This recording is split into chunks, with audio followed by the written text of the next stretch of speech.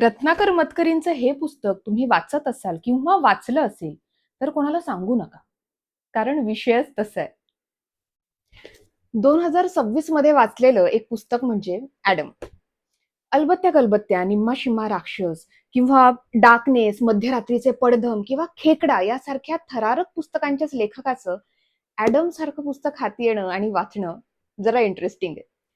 ही कथा आहे या पुस्तकातील नायक वर्धा ह्याची.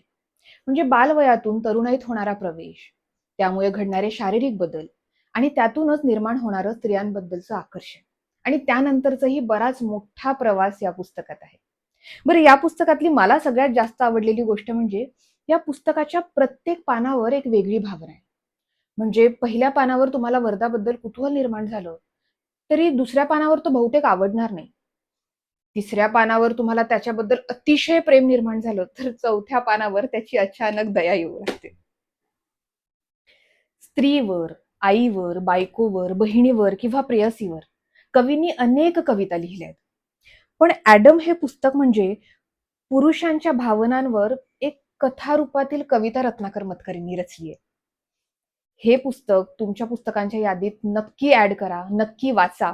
आणि या पुस्तकाची लिंक माझ्या स्टोरीमध्ये हायलाइट्स मध्ये असेल. मी आणि माझं पुस्तक यात नक्की वाचा.